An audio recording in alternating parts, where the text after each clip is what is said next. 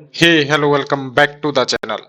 आज हम जैसा कि पीरियोडिक टेबल के बेसिक्स को लेके आज थोड़ा सा डिस्कस करेंगे। आपको कुछ ऐसी चीजें हैं, आपको केमिस्ट्री में इनऑर्गेनिक केमिस्ट्री हो ऑर्गेनिक हो, उसको पढ़ने के लिए आपको सबसे पहले पीरियोडिक टेबल के बेसिक्स के बारे में आपको जानकारी होना बहुत जरूरी है। तो पीरियोडिक टेबल में कुछ ऐसा है कि आपकी जो मॉडर्न पीरियोडिक टेबल है, आपकी जो मॉडर्न पीरियोडिक टेबल है, उसका जनक किसको कहा जाता है? मॉडर्न पीरियोडिक टेबल का जनक किसको कहा जाता है, यानी कि उनके फादर कौन है? तो भाई मेंडलीफ, ठीक है ना। जो मेंडलीफ थे वो आपके मॉडर्न पीरियोडिक टेबल के फादर माना जाता है उनको। और उन्होंने पीरियोडिक टेबल को एलिमेंट्स को किस बेसिस के ऊपर डिवाइड किया था? वो था भाई आपका एटॉमिक मास, ठीक है। एटॉमिक मास के ऊपर बेसिक मान के उन्होंने पीरियोडिक टेबल बनाई थी।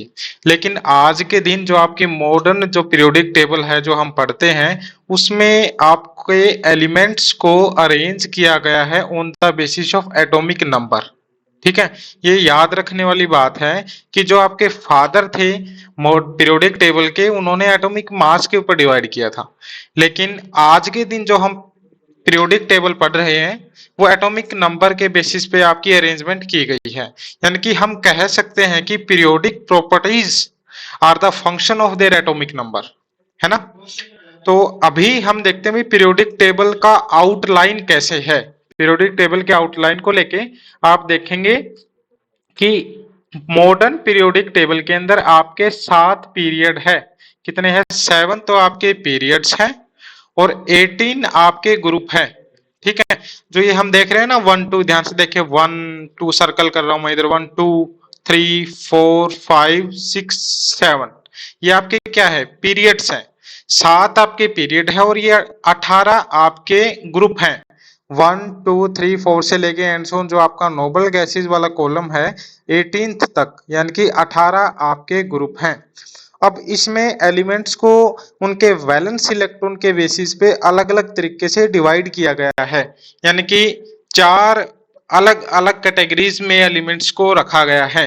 जैसे आपका है एक S block element, S block element है, P block, D block and F block elements.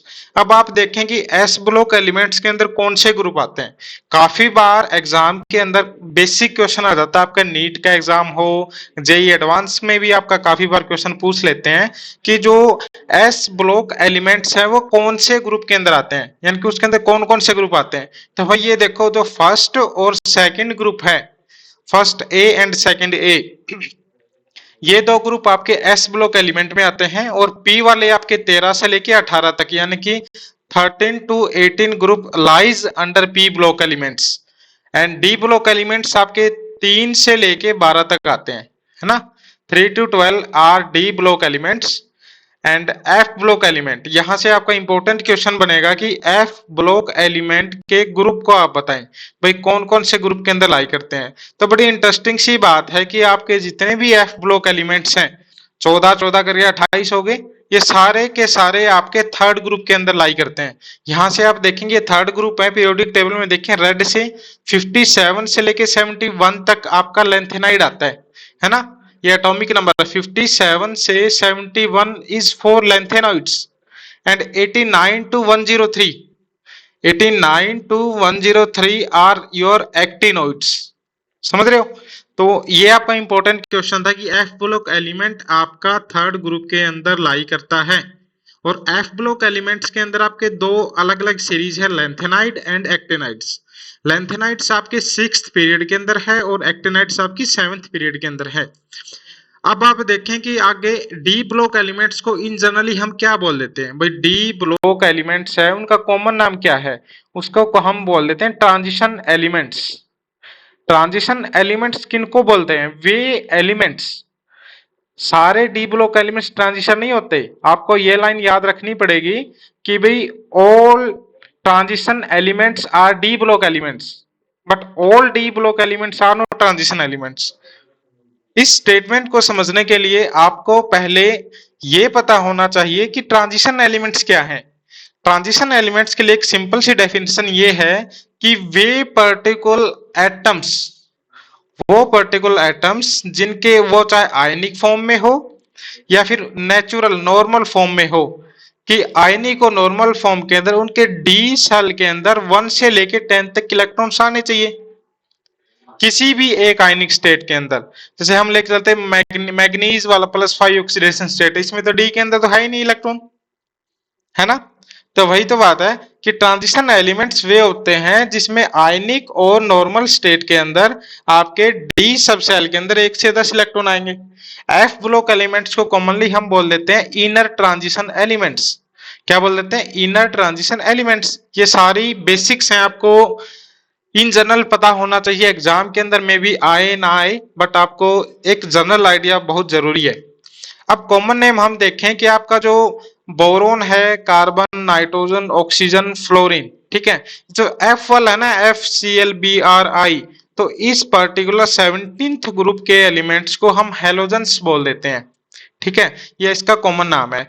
Oxygen वालों को हम चाल्कोजेंस बोल देते हैं, ठीक है। इस पर्टिकुलर ग्रुप के अंदर जितने भी आपके एटम्स आते हैं उनको चाल्कोजेंस बोलते हैं। नाइट्रोजन फैमिली वालों को निक्टोजेंस बोल देते हैं, निक्टोजेंस। काफी बार आ जाता है क्वेश्चन, आपके PYQs में देखा होगा आपने। अब पीरियोडिक टेबल के अंदर ये देखें कि जो सबसे ज्यादा रिएक्टिव मेटल कौन सा है। क्वेश्चन पूछ लेते हैं भी, वो is the most reactive metal and not non metal in periodic table. तो आपका जो मेटल है वो फ्रेंशियम है, एस ब्लॉक का एलिमेंट है। Francium is most reactive metal in entire periodic table, ठीक है, मोस्ट रिएक्टिव मेटल। और सबसे ज्यादा रिएक्टिव नॉन मेटल कौन है? सबसे ज्यादा रिएक्टिव नॉन मेटल के अंदर आपका आता है फ्लोरीन, क्योंकि फ्लोरीन की इलेक्ट्रोनेगेटिविटी आपकी पूरी पीरियोडिक टेबल के अंदर सबसे ज्यादा होती है। अब बात आती है भाई सबसे लाइटेस्ट और सबसे हैवीएस्ट एलिमेंट कौन सा है। तो सबसे जो हल्का एलिमेंट है वो आपका हाइड्रोजन है, और सबसे भारी हैवीएस्ट एलिमेंट है आपका यूरेनियम, ठीक है। तो ऐसा कुछ आपकी, हाँ एक और ये चीज की भी, आपके पीरियोडिक टेबल के अंदर आज के दिन तक कितने एलिमेंट्स हैं भाई? 118 एलिमेंट्स हैं, जिनमें से याद रखना कि जिनमें से 94 एलिमेंट्स आपके नेचुरल हैं, नेचुरल स्टेट के अंदर आपको इधर मिले हैं अर्थ पे, ठीक है। और बाकी जो 118 में से 94 को छोड़ के बाकी सारे मैन मेड हैं। इनको हम सिंथेटिक बोल दें, मैन मेड बोल दें, आर्टिफिशियल बोल दें, एक ही बात है। याद रखना कि 118 में से 94 एलिमेंट्स आपके मैन मेड हैं।